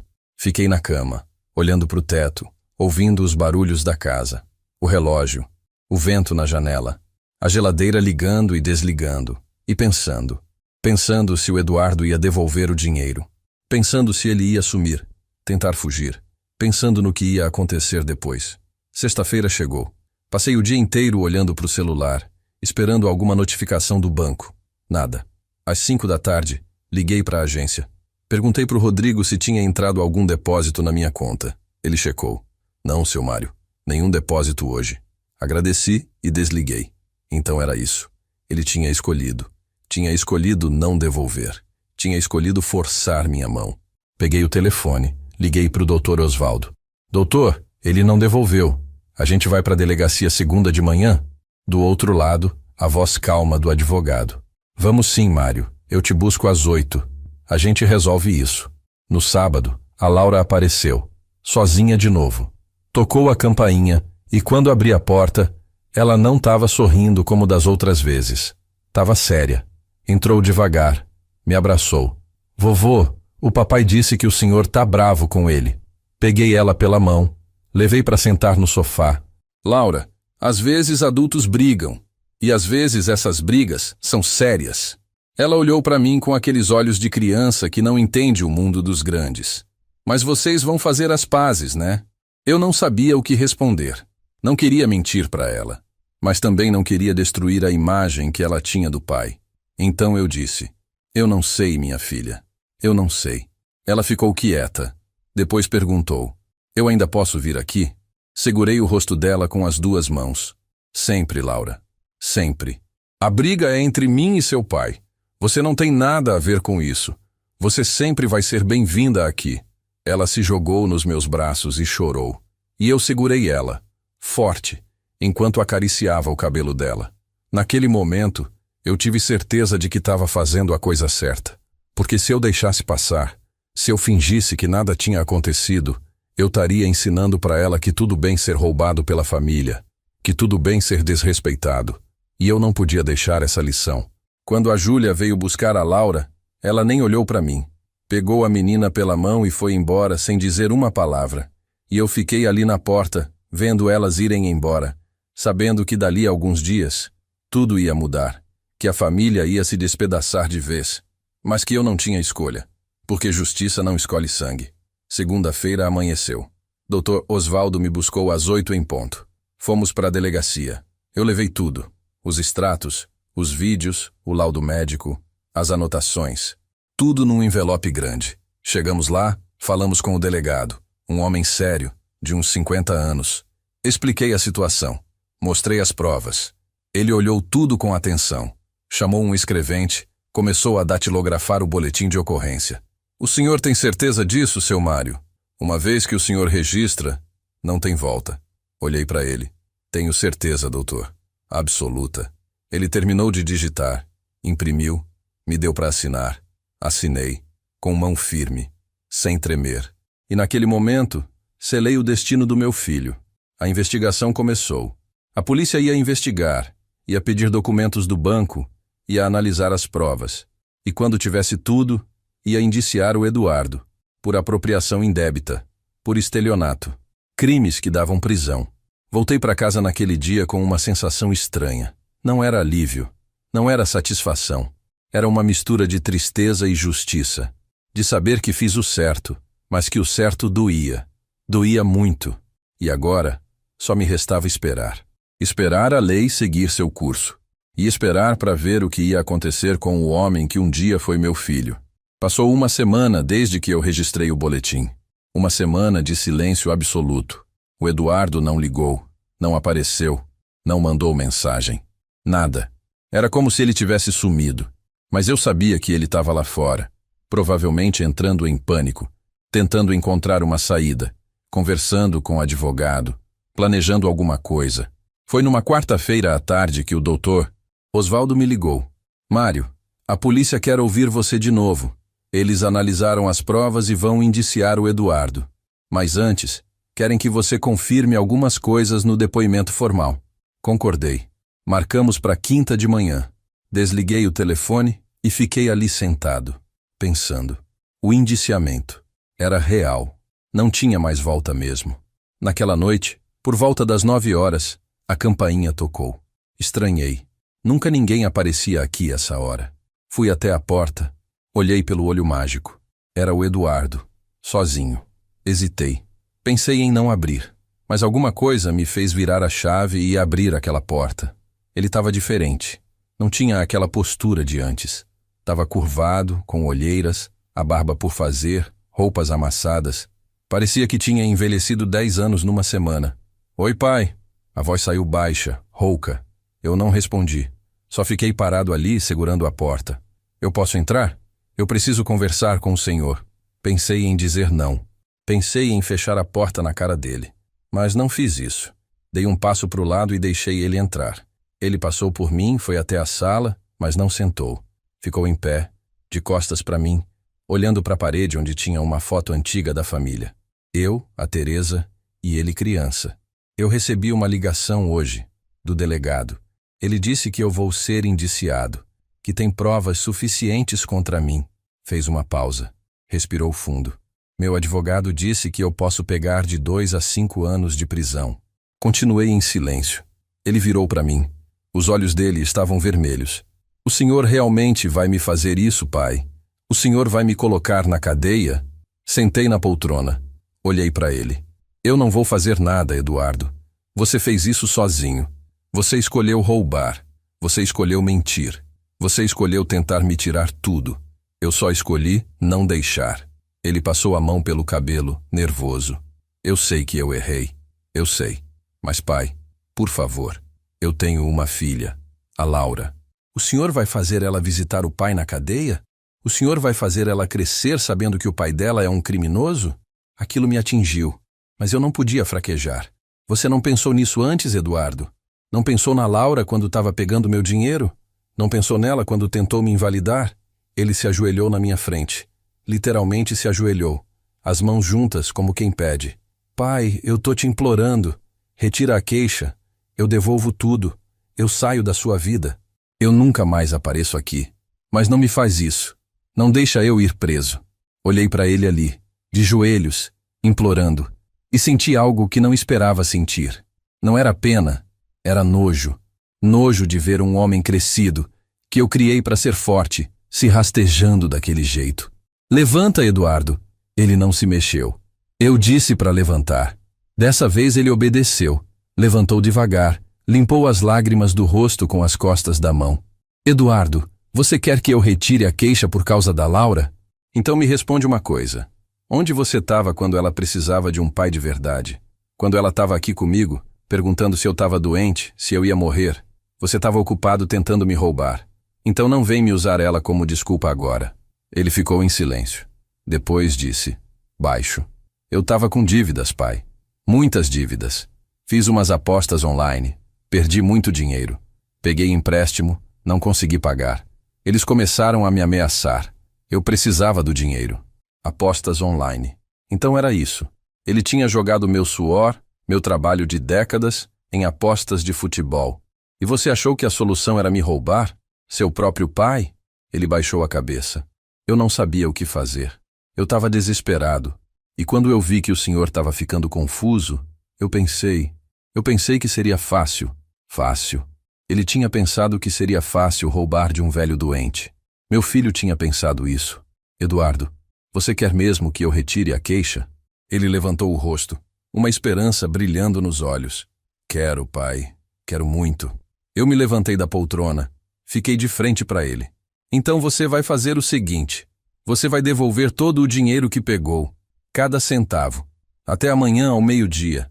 Você vai escrever uma carta de próprio punho, confessando tudo o que você fez. E você vai assinar essa carta na frente de testemunhas. E mesmo assim, eu não garanto que eu vou retirar a queixa. Mas é o mínimo que você pode fazer. A esperança nos olhos dele morreu. Eu não tenho esse dinheiro todo, pai. Eu gastei. Usei para pagar as dívidas. Então arruma, vende alguma coisa, pede emprestado, faz o que você tiver que fazer. Mas até amanhã, ao meio-dia, eu quero 27 mil reais na minha conta. Ele me olhou incrédulo. Eu não consigo isso até amanhã. Dei de ombros. Então você vai ser indiciado e vai responder pelo que fez. Ele ficou me olhando por um longo momento. E então, algo mudou na expressão dele. A máscara de desespero caiu. E o que apareceu por baixo era raiva. Raiva pura. O senhor é um filho da puta. Eu não reagi. Só continuei olhando para ele. O senhor sempre foi. Sempre foi frio, sempre foi duro. Nunca foi um pai de verdade. Minha mãe passava o dia inteiro cuidando de mim enquanto o senhor estava na estrada, se importando mais com aquele maldito ônibus do que com a família. Deixei ele falar. Deixei ele despejar tudo. Eu passei a infância inteira esperando o senhor chegar em casa. E quando o senhor chegava, estava cansado demais para brincar comigo, para conversar comigo. Tudo que eu queria era atenção, pai. Mas o senhor nunca deu. Nunca foi suficiente para mim. Respirei fundo. Eu trabalhava, Eduardo. Trabalhava para colocar comida na mesa, para pagar suas roupas, sua escola, suas coisas. Eu não estava na estrada porque eu queria. Eu estava porque eu precisava. Porque era assim que a gente sobrevivia. Ele deu uma risada amarga. Sobreviver. É sempre sobre sobreviver com o senhor, né?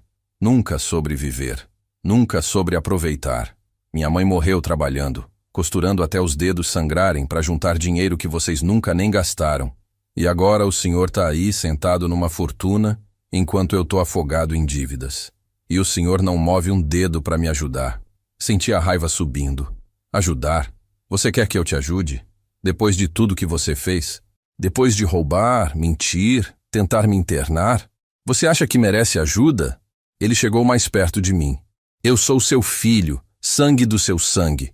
O senhor devia me ajudar incondicionalmente. Eu também dei um passo na direção dele. Filho ganha respeito sendo filho, não só por ter nascido. E você parou de ser meu filho quando decidiu me tratar como inimigo. Ficamos ali, frente a frente, olhando um para o outro. Dois homens que um dia foram pai e filho, mas que agora eram apenas dois estranhos. Dois estranhos com o mesmo sobrenome. Eduardo virou as costas, foi em direção à porta. Parou antes de sair.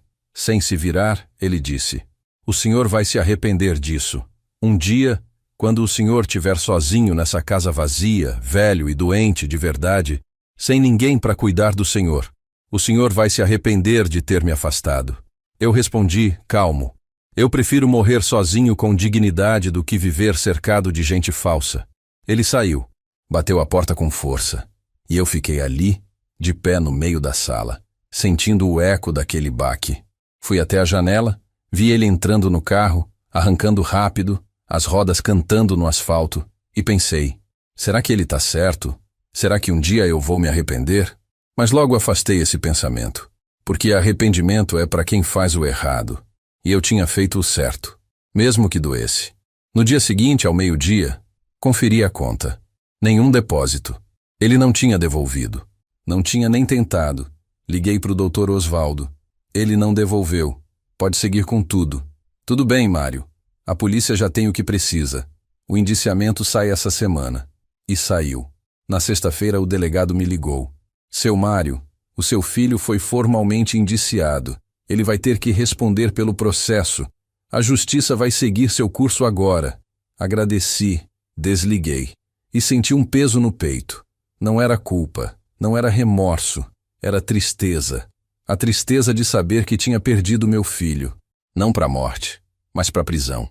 Sentei na poltrona, olhei para a foto da Teresa na estante. Eu fiz o que precisava ser feito, meu amor.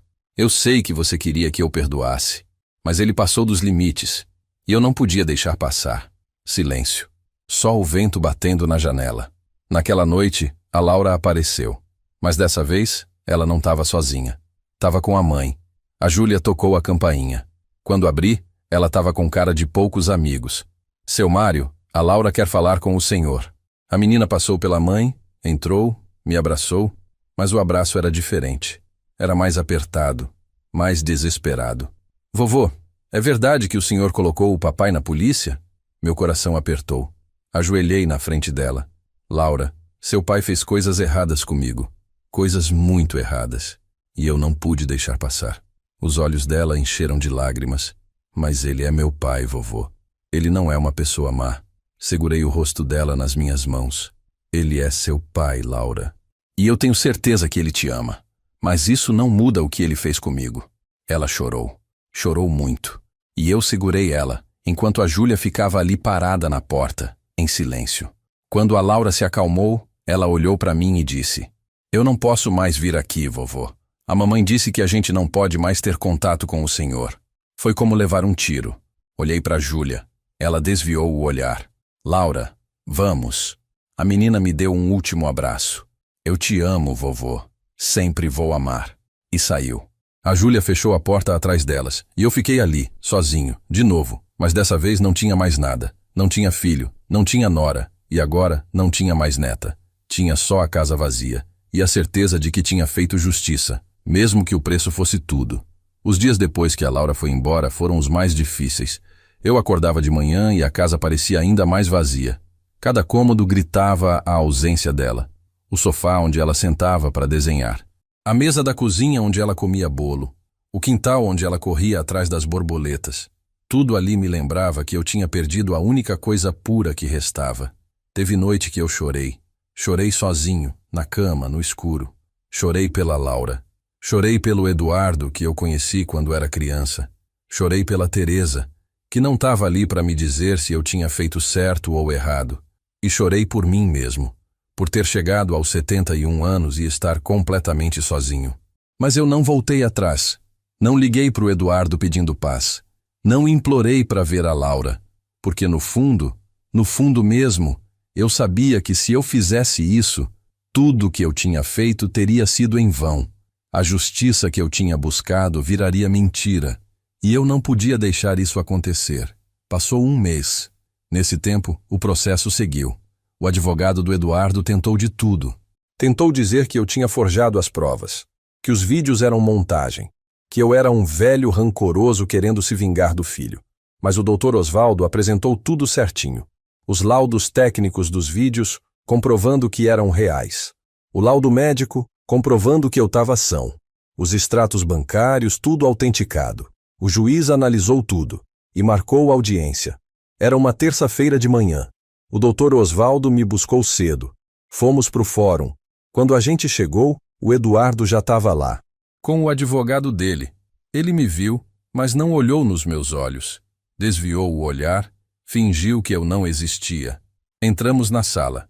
O juiz, um homem de uns 60 anos, cabelo branco, óculos, chamou a audiência. Pediu para cada lado apresentar seus argumentos. O advogado do Eduardo falou primeiro. Disse que eu era um pai desnaturado, que estava destruindo a família por causa de dinheiro, que o Eduardo tinha apenas tentado me ajudar e que eu tinha interpretado tudo errado. Quando chegou minha vez de falar, eu me levantei. O juiz perguntou se eu tinha algo a dizer, e eu disse. Disse tudo.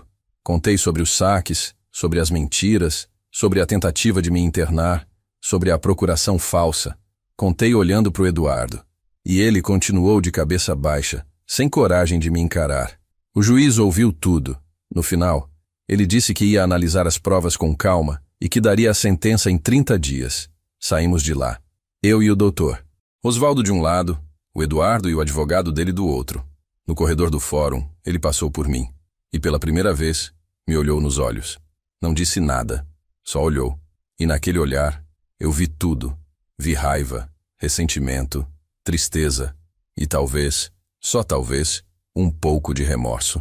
Voltei para casa. Os 30 dias foram longos, muito longos. Eu passei esse tempo cuidando da casa, das plantas, tentando manter uma rotina, mas a solidão pesava. O seu Valdir, meu vizinho, velho amigo dos tempos do ônibus, aparecia de vez em quando. Tomava um café comigo, conversava. Ele sabia de tudo. E sempre dizia, Mário, Você fez o certo. Foi duro, mas foi certo. Eu queria acreditar nisso. Foi numa tarde, faltando uma semana para a sentença sair, que algo inesperado aconteceu. Eu estava no quintal, mexendo na jabuticabeira, quando ouvi a campainha. Fui atender. Quando abri a porta, gelei. Era a Laura, sozinha. Ela estava com os olhos vermelhos, a mochila nas costas, o cabelo despenteado. Laura, o que você está fazendo aqui? Cadê sua mãe? Ela entrou rápido, me abraçou forte. Eu fugi de casa, vovô. Eu não aguento mais. Meu pai só briga com a minha mãe. Eles falam de você o tempo todo. Falam que você é mau, que você destruiu a família. Mas eu sei que não é verdade. Eu sei que não é. Fechei a porta, levei ela para a sala, sentei com ela no sofá. Ela estava tremendo. Laura, sua mãe sabe que você está aqui? Ela negou com a cabeça. Não. Ela acha que eu tô na casa da minha amiga Carol. Eu menti. Meu Deus. A menina tinha mentido, tinha fugido, para vir me ver. Laura, o que está acontecendo em casa? Ela começou a chorar. Vovô, meu pai está muito mal. Ele não sai do quarto. Ele bebe. Ele grita com a minha mãe. Ontem ele quebrou um copo na parede. Eu tô com medo. Senti o peito apertar. O Eduardo tinha desmoronado. E a Laura estava no meio disso tudo. Segurei as mãos dela. Minha filha, eu sinto muito que você está passando por isso. Mas você não pode ficar aqui. Sua mãe vai ficar desesperada quando descobrir que você não tá na casa da Carol. Eu vou ligar para ela agora. Laura agarrou meu braço. Não, vovô. Eu quero ficar aqui. Com o senhor. Por favor. Olhei para aquela menina. Aquela criança inocente que não tinha culpa de nada. Que só queria carinho, segurança. E eu soube o que tinha que fazer. Peguei o telefone, liguei para Júlia. Ela atendeu no primeiro toque. Alô? Júlia? É o Mário. A Laura tá aqui comigo. Silêncio.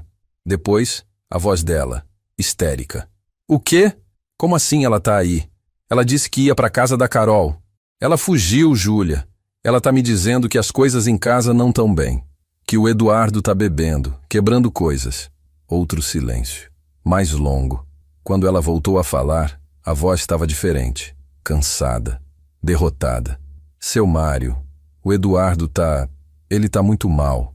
Desde que saiu a notícia do indiciamento, ele não é mais o mesmo. Perdeu o emprego. Tá afundado em dívidas ainda mais. Eu não sei mais o que fazer. Júlia, vocês precisam de ajuda. Ajuda de verdade. E a Laura não pode continuar vendo isso. Ela suspirou do outro lado. Eu sei. Mas eu não tenho para onde ir. Eu não tenho ninguém. Olhei para Laura, que me olhava com aqueles olhos esperançosos. E tomei uma decisão que eu nunca pensei que ia tomar.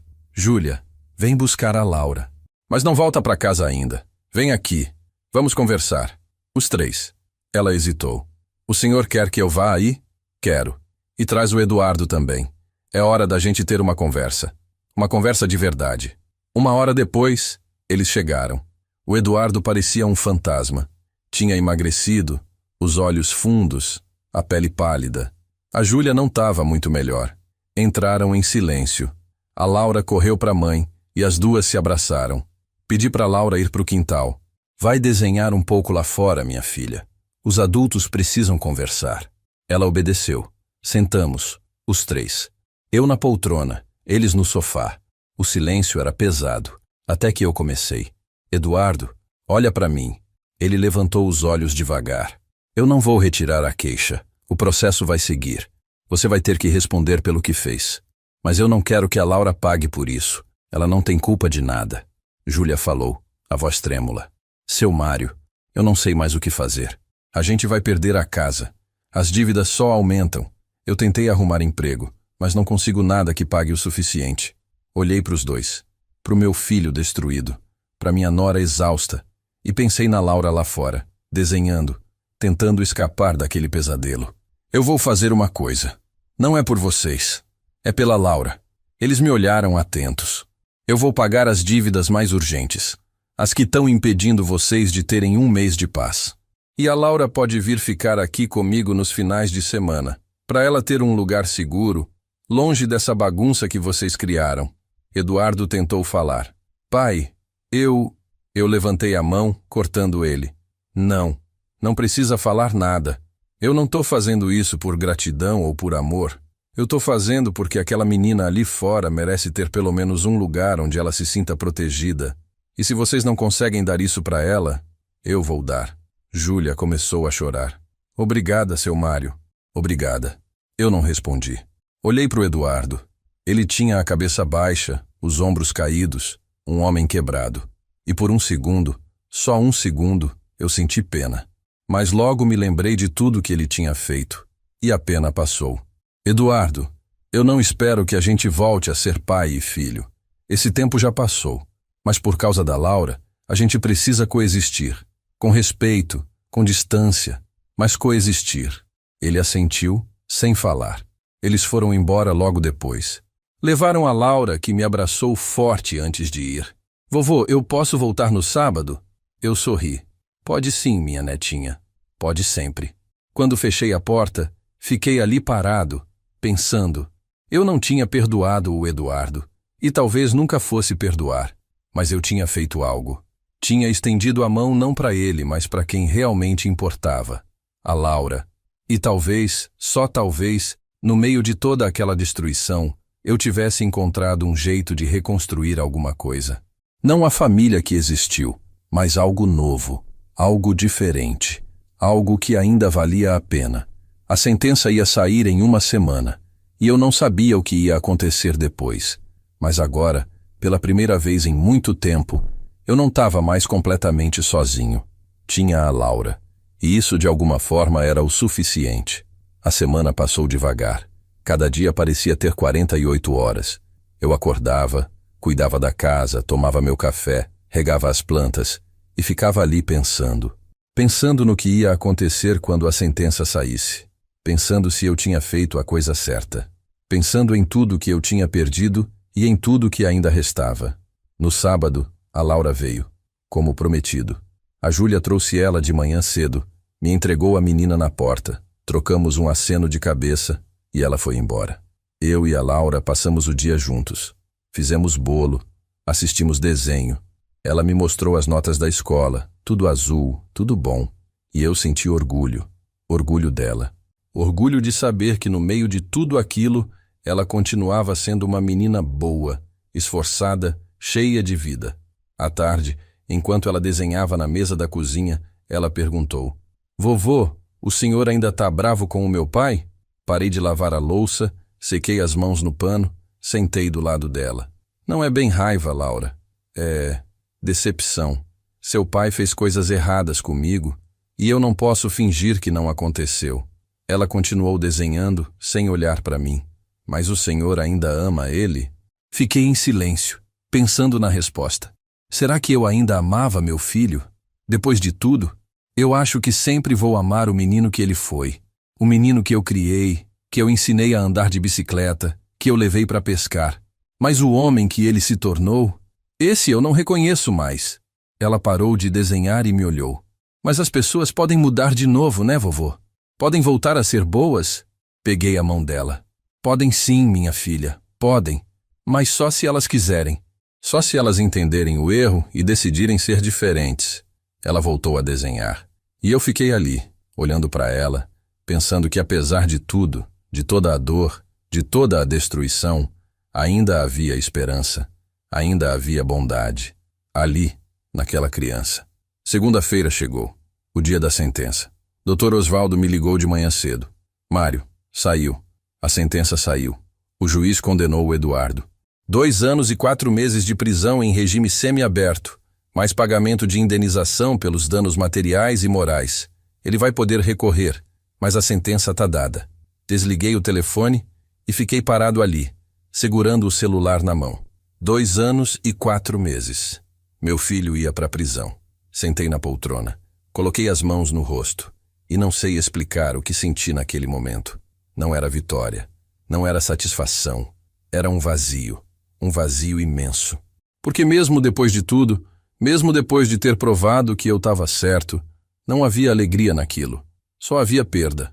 O telefone tocou de novo. Número desconhecido. Atendi. Alô? Era o Eduardo. A voz dele saiu trêmula, quebrada. Pai, o senhor viu a sentença? Vi. Silêncio. Depois ele disse, Eu vou recorrer. Meu advogado disse que tem chance de reduzir a pena ou mudar o regime. Eu não respondi. Ele continuou. Mas eu precisava te dizer uma coisa. Esperei. Ele respirou fundo do outro lado. Eu sei que eu errei. Eu sei que eu fui longe demais. E eu sei que pedir desculpas agora não muda nada. Mas eu sinto muito, pai. Sinto muito por tudo. A voz dele falhou no final. Eu fechei os olhos. Eduardo, eu passei a vida inteira tentando te ensinar o que é certo e o que é errado. Tentando te mostrar que homem se faz no caráter, não no dinheiro. E você esqueceu tudo isso. Você jogou tudo fora. Ele chorou do outro lado. Um choro baixo, sufocado. Eu sei. E eu vou pagar por isso. Mas, pai, por favor, não deixa a Laura crescer me odiando. Não deixa ela achar que eu sou um monstro. Minha voz saiu firme. A Laura vai saber a verdade. Que você errou, que você pagou, mas que ainda assim é o pai dela. Eu não vou destruir a imagem que ela tem de você. Mas eu também não vou mentir para ela. Ele agradeceu, baixo, quase inaudível. E desligou. Fiquei ali com o telefone na mão, olhando para a foto da Teresa na estante. Eu fiz o certo, não fiz? Diz para mim que eu fiz o certo. Silêncio. Sempre silêncio. Nos dias seguintes, a notícia se espalhou. Os vizinhos souberam. Alguns me parabenizaram. Disseram que eu tinha sido corajoso. Outros me olharam com pena, como se eu fosse um pai cruel que tinha destruído o próprio filho. Eu não me importei, porque eu sabia a verdade. E a verdade era que eu tinha feito justiça. Não tinha sido fácil. Não tinha sido bonito. Mas tinha sido justo.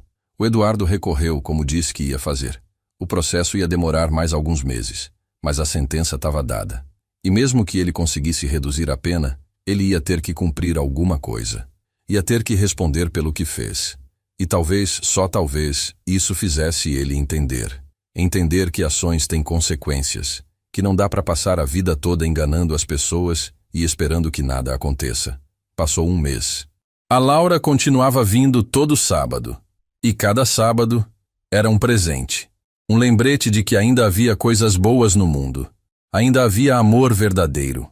Ainda havia esperança. Numa dessas tardes de sábado, a gente estava no quintal. Ela estava jogando bola. Eu sentado debaixo da jabuticabeira, só olhando. E ela parou, veio até mim, sentou no meu colo. Ficou pesada, ela já estava crescendo, mas eu segurei. Vovô, quando eu crescer, eu vou cuidar do senhor. Prometo. Sorri. Eu sei que vai, minha filha. Eu sei. Naquela noite, depois que a Júlia veio buscar a Laura, eu fiquei sozinho de novo. Fiz meu café, sentei na poltrona, liguei a televisão. Mas não estava prestando atenção no que passava. Estava pensando em tudo. Na jornada que eu tinha vivido. Nas escolhas que tinha feito. No preço que tinha pagado. E então eu percebi algo. Eu tinha perdido meu filho. Tinha perdido a família como ela era. Tinha perdido a ilusão de que sangue sempre vale mais que tudo. Mas eu tinha ganhado algo também. Tinha ganhado dignidade. Tinha provado para mim mesmo que eu não era fraco, que eu não era bobo, que eu ainda era Mário Santos, o motorista de ônibus aposentado que nunca baixou a cabeça para ninguém. E mais do que isso, eu tinha protegido a Laura. Tinha mostrado para ela que mesmo quando dói, mesmo quando custa tudo, a gente tem que fazer o que é certo. Porque é assim que a gente constrói caráter. É assim que a gente ensina. Levantei da poltrona, fui até o quarto, abri a gaveta da cômoda, peguei a foto antiga do Eduardo criança, sentado no meu colo no ônibus. Olhei para aquela foto por um longo tempo. E então falei, em voz alta, como se o menino da foto pudesse me ouvir. Eu sinto muito que você se perdeu no caminho, filho. Sinto muito que eu não consegui te salvar. Mas eu não vou me arrepender de ter feito justiça. Porque se eu deixasse passar, eu estaria traindo tudo que eu acredito. E eu não posso fazer isso. Nem por você. Guardei a foto de volta. Deitei na cama. E pela primeira vez em muitos meses, dormi em paz. Não era felicidade. Não era alegria. Mas era paz. A paz de quem fez o que tinha que ser feito, mesmo quando custou tudo. Se você que está me ouvindo agora está passando por algo parecido, se tem alguém da sua família te enganando, te roubando, te desrespeitando, eu quero te dizer uma coisa. Você não é obrigado a aceitar. Família não é desculpa para tudo. Respeito vem antes de sangue. E se você precisar fazer justiça, mesmo que doa, mesmo que custe caro, faça. Porque no fim das contas, o que importa não é o que os outros vão pensar. É o que você vai ver quando se olhar no espelho. Eu olho no espelho agora e vejo um homem velho, cansado, mas de pé. Um homem que perdeu muito, mas não perdeu a dignidade. E para mim, isso é o suficiente. Meu nome é Mário Santos. Tenho 71 anos. E essa foi minha história. A história de como meu filho achou que eu tinha demência e tentou me roubar. Mas descobriu tarde demais que era ele quem tinha sido passado para trás. Porque motorista de ônibus aposentado também sabe jogar. E quando joga, joga para vencer. Se essa história tocou você de alguma forma, deixa um comentário dizendo de onde você está nos ouvindo. Conta se você já passou por algo parecido ou conhece alguém que passou. E compartilha essa história com quem precisa ouvir. Porque tem muita gente por aí sofrendo calada, achando que é errado se defender da própria família. E não é. Fazer justiça nunca é errado. Um abraço de quem já viveu muito, já sofreu muito, mas ainda está aqui, de pé, contando a história. Até a próxima, e que Deus abençoe cada um de vocês.